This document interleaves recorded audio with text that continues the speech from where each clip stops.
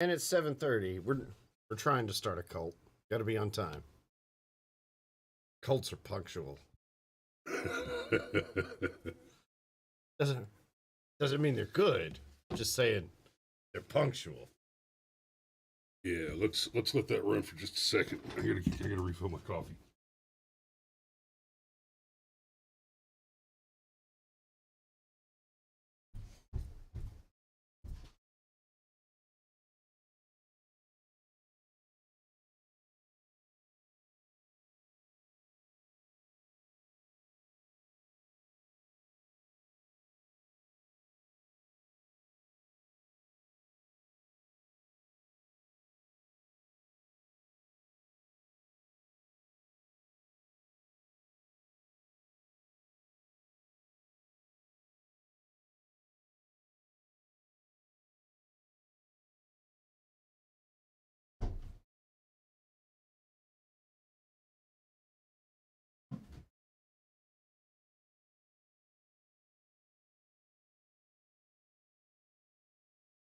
We appear to have lost our new Twitch viewer from yesterday.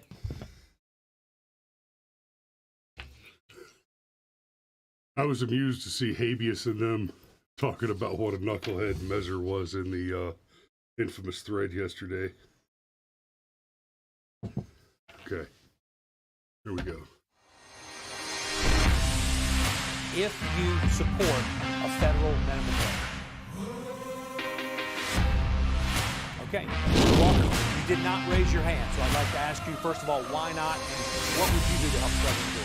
Well, he said that people need to look out about supporting law enforcement is sad because he's called them names, and because of the name is sad. I have passed legislation like in Georgia and across this gun violence. I think the new gun research to combat gun.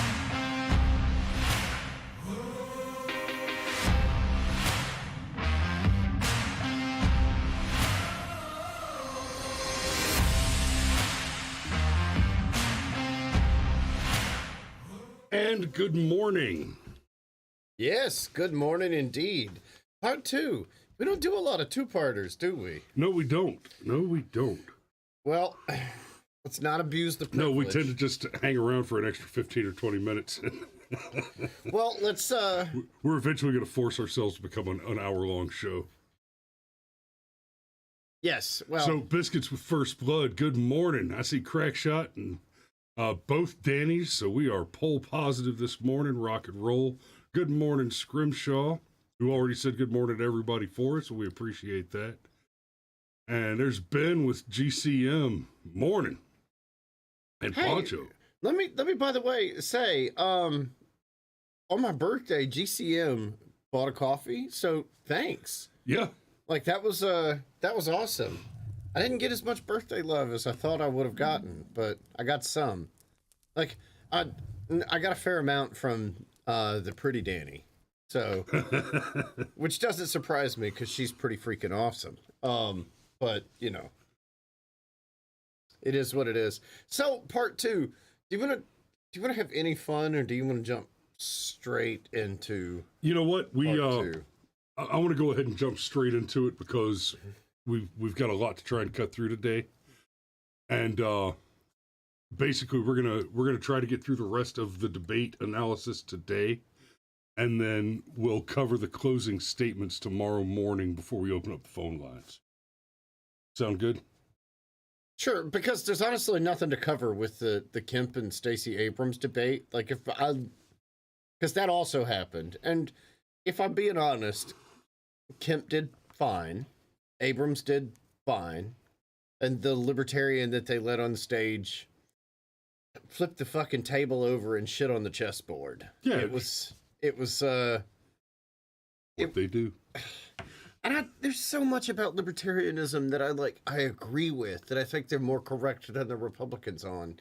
It's just they allow themselves to get baited by the media, and anyhow, but there's no point unless we want to make fun of libertarians for half an hour, and I don't. Yeah, we can go down that rabbit hole for a while because there's a lot to dislike about the libertarians too. Anyhow. Hey, look, okay. people have joined us. His Majesty joins us this morning and says he will vote today. And I do, that's something that I wanted to talk about yesterday morning.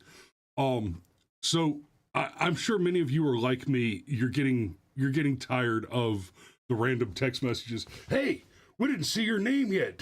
Why didn't you donate to such? Shut up. Go away. I'm busy. Right. Lots and lots of text messages. But early voting started yesterday in Georgia. And here's what I want you to do. You've been oppressed? Go vote. Wait, but you've been oppressed. Or you haven't been oppressed because you're white. Because the Georgia voter suppression law? Yeah. Go vote. Go vote now. Vote early. And here's why. When you vote, right, there is a roll. There is a voter roll that says who's registered to vote. And when you vote, who you voted for is not recorded. But the fact that you voted is recorded. So that when you show up in person on election day and they say, oh, this says you already voted, you can contest that, do a provisional ballot, have the vote that is recorded as having been yours removed, and the provisional ballot that you just entered in place of your previous vote, right? Now, there's a little more to that that's worth talking about later, but the early voting, here's what I want you to understand about early voting. The candidates have access to the voter roll from the government so that they can see who hasn't voted yet. If you go vote now, then the candidate that you want to win just had money freed up that he doesn't need to spend on trying to remind you to vote. The more of you go and vote early, the more money the candidate can use to make sure that other people vote the way you voted. I hate early voting. I think it's an absolute scam. It's a compromise of security. It is a way for elections to be stolen.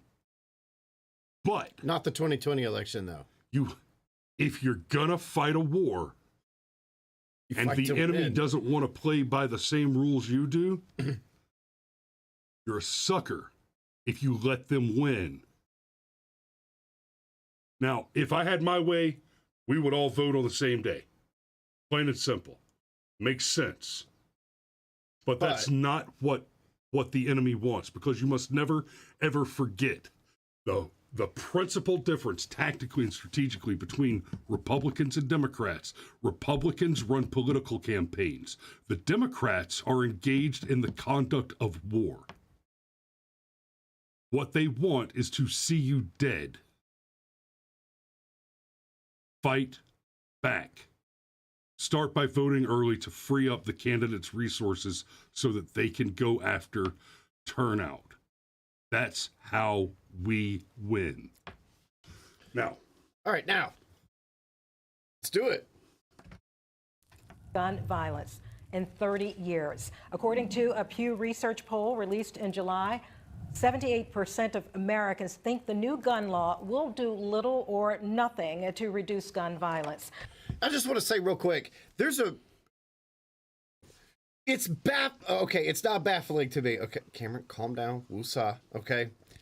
I love when they report numbers like that, and I love when they report numbers like that. Yeah, I bet 78% of people think that won't reduce gun violence, because they don't break down why that, they don't break down what that 78% specifically think. Like, you could be somebody who's pro-gun control, and you're like, oh my God, I don't feel like this law goes far enough. Or you could be somebody who's anti-gun control, who's like, this law's stupid. Mm-hmm. It doesn't, so yeah, 78%. Anyhow. I wasn't gonna spend long. And with every gun control law, if you want to know whether or not it will stop gun violence, first you have to ask the question: does this law send jackbooted Stasi from door to door to identify who the violent criminals are and deprive them explicitly of their firearms. Oh, it doesn't? Then shut the fuck up. Senator Warnock, I turn to you first. As the number of shootings in Georgia and across the nation continue to rise, what should be done? What should the next step be to solve this issue?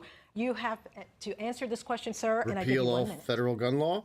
Well, I'm glad that we finally passed the first gun safety law in 30 years. And we did that on a bipartisan basis. I believe that this law will indeed save lives. And I'd like to see us work and see what we can achieve beyond that on a bipartisan basis. My heart goes out when I see the kinds of tragedies that we're witnessing all across our state, all across our country. And it's the reason why I have passed legislation to support law enforcement. I passed the largest investment in the COPS program in a decade. I introduced legislation called Invest to Protect that's endorsed by the sheriffs of Burke County and Scranton County because it supports some of our smaller law.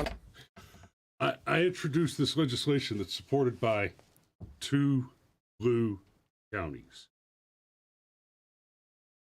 And you'll notice that this guy, right, who definitely has the Democrat Party of the state backing him, could only find 2 sheriffs to endorse him. And neither of them is from a county that any of you are very familiar with, right? He didn't say Fulton County or Cobb County or Gwinnett. No. So, I mean, that's just straight out of his ass. It's, hey, Joe Bob over at the Curly Q barbecue in Kings Bay thinks that I'm the best video man ever. Okay. Good for you. Enforcement entities. So we got to stand up with law enforcement, but we've also got to create opportunity. Senator Warnock, thank you. Mr. Walker, we're posing the same question to you, sir. What was the question? It was such that was such a politician's answer. Like it had something to do with gun violence, but well, and he didn't say anything about what the law actually does. GCM points out, look up, the Burke County Sheriff is under investigation for stealing money. All right, let's. In 1 minute, what should the next step be to solve gun violence? Well, first of all, any law or bill passed that will affect anyone's Second Amendment, I'm not going to stand for and I won't support. But Done. third, Yep. You just won this debate. I mean, and if there's any doubt, about that, honestly, like it's an easy joke to make right there. Hey, any law that affects somebody's Second Amendment, I'm not going to sign. And to just crack the joke, say, look, you just won this debate.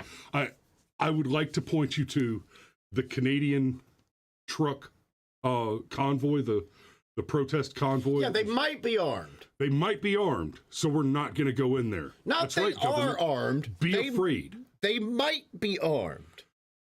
And I want to point to China, where while the rest of the world was losing their mind and doing lockdowns and destroying their own economies, China was welding people into their apartments and just came back after they were sure they'd starved to death and opened the apartments up and cleaned them out so they could move more bug eaters into the pods. You remember that picture? That was one of the very last things Molyneux ever did on YouTube, where he showed the picture of the Chinese cop just sitting on the ground crying because he had more dead bodies to pull out of. Yes. Yep. And then finally, I want to point you to the situation in Ukraine, where every citizen was not armed. And then Russia came in. And the first and immediate solution was arm every citizen. It's amazing. You can't use those weapons for war. Ukraine disagrees. Yeah. Here, Senator Warnock talks about supporting law enforcement. is sad because he's called them names. And because of the name calling he's done, the morale is down, recruitment is down, only because of what he's done. He's empowered criminals to think they're better than the police. And because he believes in no cash bail, is releasing prisoners, he don't protect the border. Fentanyl is coming to this country and also into Atlanta. 70% of the drugs coming from the border goes to Atlanta, Georgia. And he talks about the police. I have more sheriffs that has endorsed me than anyone running in Georgia right now. And I even have some sheriffs here, and they've endorsed me because they know I have their back, they're gonna have my backs. So to listen to him say that after calling them name, I think is a disgrace. Okay, now he mentioned that 70% of the drugs that come across the border come through Georgia. That figure, guys, I need you to understand something. We have the Port of Savannah here in Georgia, and we have Hartsfield-Jackson Airfield. Port of Savannah is one of the biggest ports in the world. Hartsfield-Jackson is the busiest airport, the highest traffic airport in the world. The I-20 corridor that runs up from Florida and right through our backyard here in Rockdale County is I-20 doesn't go through Florida, buddy. 75 does. You're right. It picks up off of 75 onto 20, but it's I-20 that runs up through here and up through Atlanta and gets you over to the airport. Once you get back on 75 and you go through that whole convoluted, Yes. Smaller version of Spaghetti Junction. The point is, that is the main route for drug trafficking and human sex trafficking coming into the U.S., right? And so it's not just when we're talking about the law enforcement issue in Georgia, it's a very different question than most other states in the country, because most other states in the country, in fact, no other state in the country is running as much illegal contraband traffic through an airport inside of the state. Georgia is the hub, and that's a big deal. Mr. Walker, thank you. I have a follow-up now for both of you. I think I ought to be able to respond to that. I will give you the opportunity, 15 seconds to respond, Senator Warnock. We will see time and time again tonight, as we've already seen, that my opponent has a problem with the truth. And just because he said something doesn't mean it's true. I have supported our police officers. I've called them and I've prayed with their families, like those officers lost in Cobb County when they were killed, doing what police officers routinely do. You can support police officers, as I've done, through the COPS program, through the Invest to Protect program, while at the same time holding police officers, like all professions, accountable. One thing I have not done, I've never pretended to be a police officer, and I've never threatened a shootout with the police. Well, and now I have to respond to that. We are moving on, I have to gentlemen. respond to that. And you know what's so funny?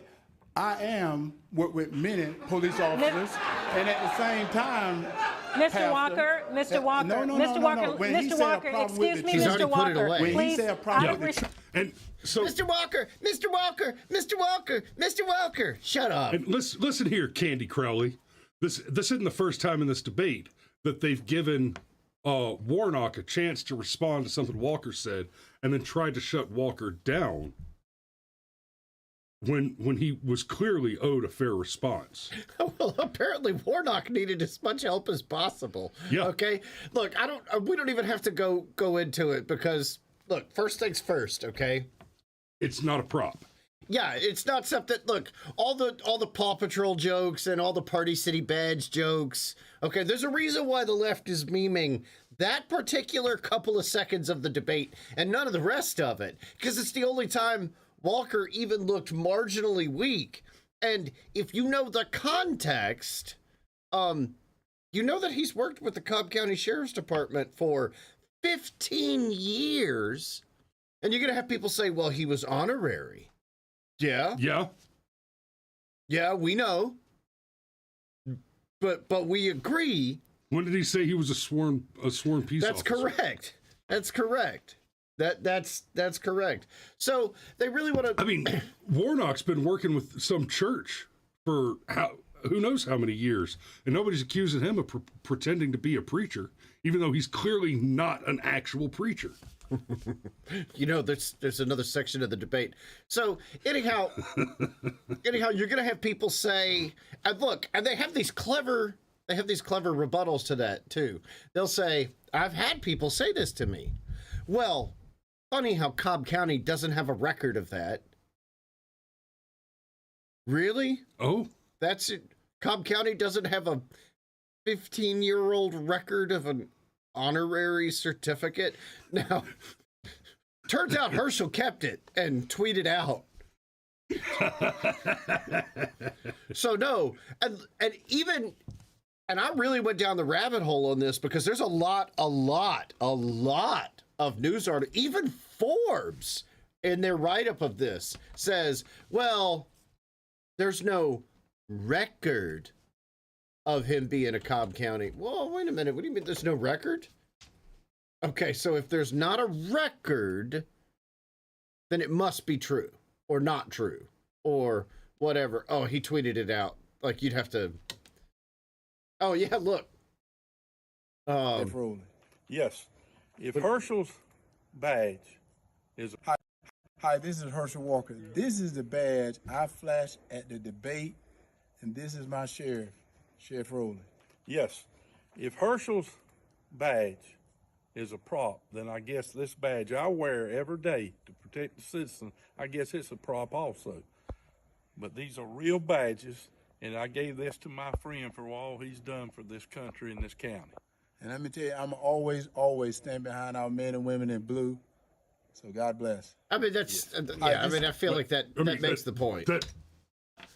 I mean, this is the sheriff that gave me the badge. Yes, hi, I'm the sheriff. I gave him the badge. but there's not a record of it.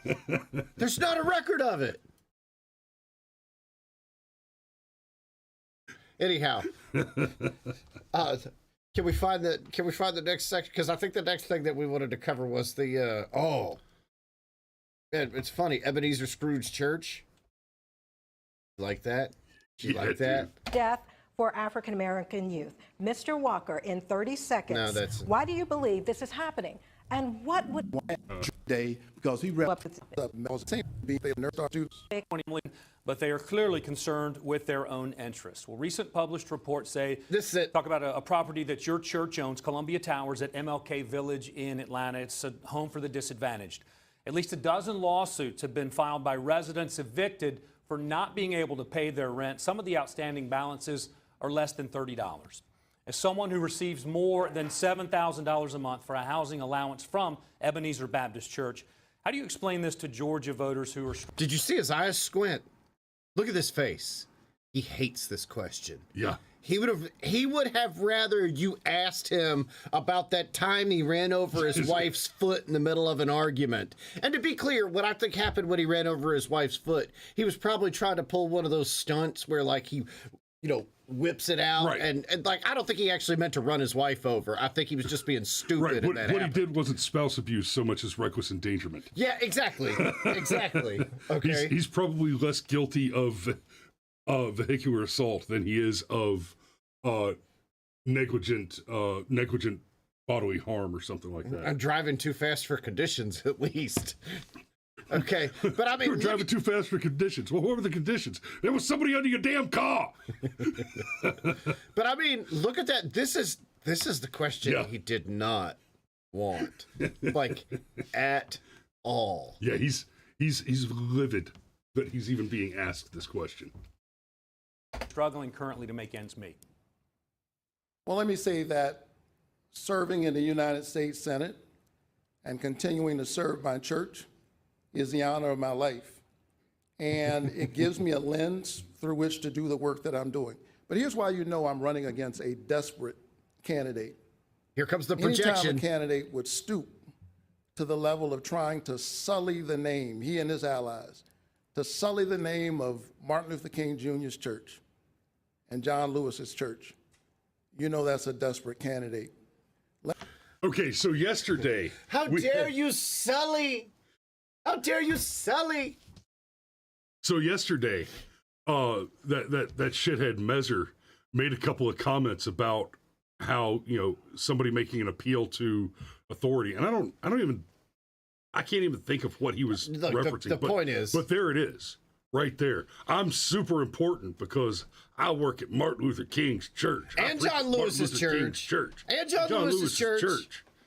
Right? And, for one, Warnock, Martin would be disappointed in you because apparently he was a pretty hardcore conservative, a Christian who believed in family values in theory. And that's a whole rabbit hole. Yeah, different rabbit hole. But what was the question? Has he said anything that remotely resembles an answer to the question, what's going on with you throwing people out of their house for Well, they're asking him about the juxtaposition between how people are struggling and yet his own church is evicting people. And and his own church is paying $7,000. No, not his church. House? That's it. No, not his church. He's getting a stipend from the Senate for the $7,000. I mean, just to be clear, the church isn't paying the stipend. The Senate is. Okay. But either way, I'll have to go back and listen to it because I think she said that it was coming from the church. Well, look, that doesn't mean she can't be wrong or he can't be wrong. Well, and that doesn't mean that doesn't change the overall point, depending on whoever's right or wrong or whatever. The big deal is, okay, if you really are worried about sullying the name of Martin Luther King's church, maybe don't throw people out of their house. They're Section 8, all the help you need is right there in Section 8 until Ebenezer Scrooge's church throws you out over $192 balance. And look, you need to pay your rent. Okay, let's be clear. I'm not saying don't pay your rent. Yeah, no doubt. But I am saying, let's just say it's nothing but an optics thing. Boy, that's a bad look when you're a pastor of a church and you're throwing people out of their Section 8 housing over nothing, basically. Right, she said some of the balances are less than $30. Right? What I've seen, I haven't seen those as low. I've actually been following Eric Erickson on a lot of this stuff for fact checking, and Eric Erickson has tweeted out copies of the paperwork where it's very clear that they're evicting people over, like the one that Eric Erickson tweeted out, I think was $192. So no, Warnock's lying, okay? But if we're gonna sully the name of the church, And this coming from Warnock, you can see how desperate my opponent is because he's doing yada yada yada yada.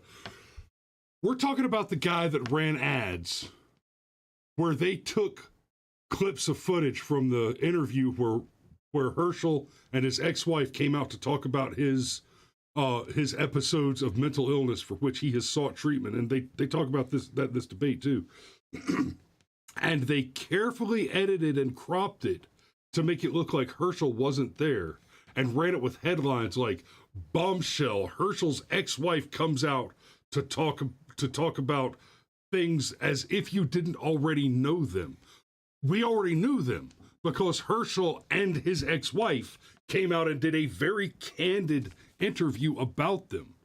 But Warnock hired some clever guys kind of like us, to pull that stunt and zoom in and cut Herschel out of the video to make it look like it's something that it wasn't, right? So Warnock is talking about Herschel pulling a dirty trick by telling people about things that Warnock has done, that Warnock is trying to hide from, is trying to bury. While at the same time, Warnock has taken dirt, let's be real, that doesn't look great from Herschel's past, and tried to create the illusion that Herschel tried to hide it from you, which he didn't. In fact, Herschel went out, didn't just not try to hide it from you. Herschel went out of his way to put it in your face and let you know, guys, I'm a person. I made some mistakes. Learn from my mistakes. Don't make them yourself. Destigmatize mental health. I love Herschel's response here. This is phenomenal. Let me tell you about my church. My church is a Matthew 25 church. We spend every week, every day feeding the hungry and the homeless. They know that those since you've false increased the charges homeless that they've created population, that makes are sense. not true. We stand false charges that they've created are not true. We stand up for poor. That is a fact claim. Look. That is a fact claim which we know to be a false claim. People every single day, and I ran for the Senate to do at a policy level what we do at a local level every single day. I'm not going to be distracted by Wait, him you want to and kick his people out of their allies. homes? My people know the truth. They know the work we do every single day, and I couldn't be prouder of them. Proud to represent the Senate and proud to serve Ebenezer Baptist Church. So just to clarify, your position is that the allegations in these lawsuits are not true? I am saying that it is very obvious that my opponent and his allies I'm are busy desperate to trying not answer sully this question. Ebenezer Baptist Church. Did you hear the That's crowd? what I'm aware of. Did you hear, even the crowd's like, wait a goddamn minute. Yeah, why won't you answer the question? So all those words you just said mean that the allegations are false.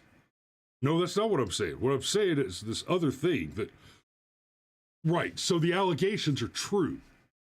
But that's also not what I'm saying. I'm desperate to not say that. Truth. Switching gears a little bit here, sir. Your ex-wife filed a lawsuit asking for increased child support, saying that she had to pay for child care on days that your duties as a senator interfered with your parenting time, and citing significant increases in your income. In 30 seconds, what is your response to that lawsuit? Did we miss Herschel's Significant increases line? that your duties as a senator for increased child. Now you That's see the what I'm problem. aware. Ebenezer Baptist Church. Now you see That's the what I'm problem aware with the of. truth.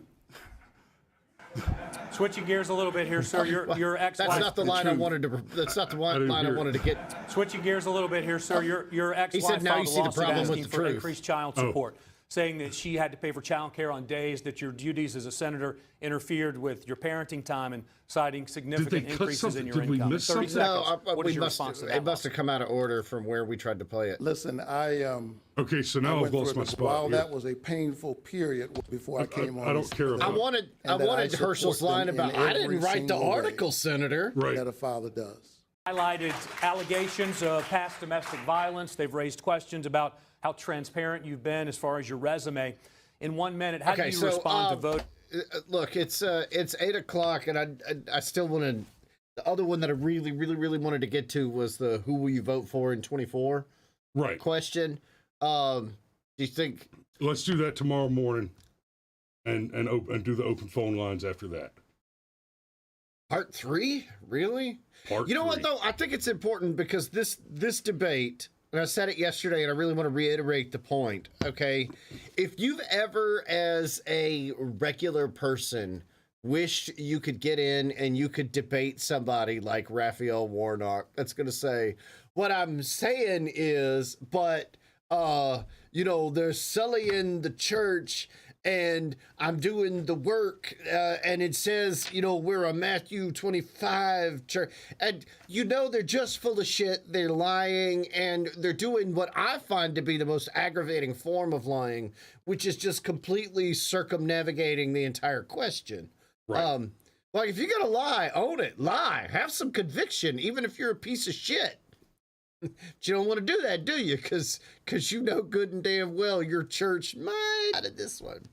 So if you've ever wanted to be a regular citizen and get in there and debate, Herschel's your proxy. There's a reason why they're desperate to say he's stupid and that the badge was fake and that he's the Party City candidate, and the only reason he's got any chance whatsoever is because he's a damn good dog and all that. And yeah, that's going to help him out a lot. Absolutely, no question about it. But I think Donald Trump's political instincts were correct about Herschel Walker, because I said yesterday that I've had candidates that sound more gooder my whole life, and most of them suck. I mean, suck. Well, Herschel doesn't sound that good. He sounds like a regular dude, but he sounds like a regular dude that's actually a fighter. You know, they always say, people want a fighter. People want a fighter. Herschel's actually flirted with UFC. So, you know, people want a fighter? Well, I mean, that's Herschel, y'all. Like, And the other piece, going back to the thing about not answering the question, it's very clear. See, Warnock would not answer the question, is this actually happening?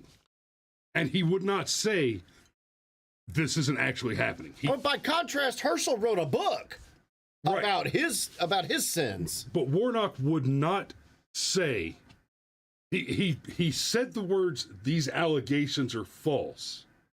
But apart from that sentence, which he immediately and clearly regretted, because that's what got him the follow-up question. So you're saying it never happened. So you're saying the allegations are false. And he refused to answer that question. He fed you a line of bullshit and did his little tap dance thing where he doesn't answer the question. It's not just that he's lying about what's going on. He knows the reason that he's lying about what's going on is because he knows it's happening. He knows people are being thrown out over small balances. He knows it's his church that's doing it. He knows that we know that all of that is true.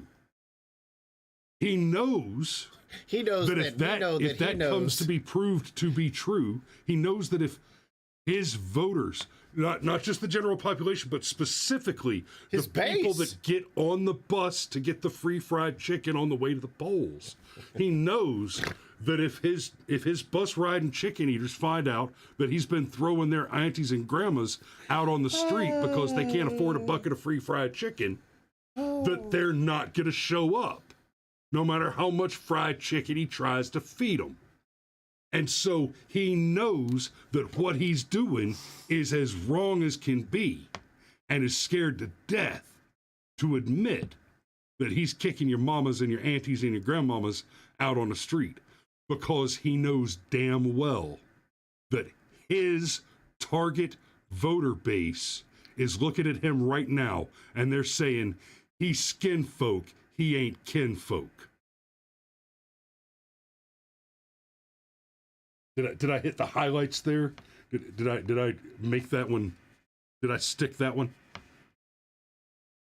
I mean, the first time I heard I heard a black guy tell a young black boy, "Don't trust that guy. Because he's skin folk, not kinfolk." My mind was blown. Did you nail it? That's what they're going to be saying about. Did you Warnock nail it? Yeah, this. probably about as accurately as the eviction notices on. Are you sure about that? Because, I mean, Stacey Abrams said black people have a hard time spelling their names. They might have missed a couple of them. Well, no, they might have landed on the wrong address here or there. Well, you file the paperwork with the local sheriff, and the sheriff nails it to the door, so. Yeah, but somebody had to write the name down correctly. Yeah, okay. So we'll conclude tomorrow on Woke Wednesday. We'll wrap this up tomorrow with their with why Warnock won't vote for Joe Biden. I'm not even thinking about 2024. Bullshit. Everybody's thinking about 2024. Yeah. You're the one, huh? By the time we finish the show tomorrow, you'll understand that Raphael Warnock ain't black. Y'all be safe out there, and we'll see you tomorrow.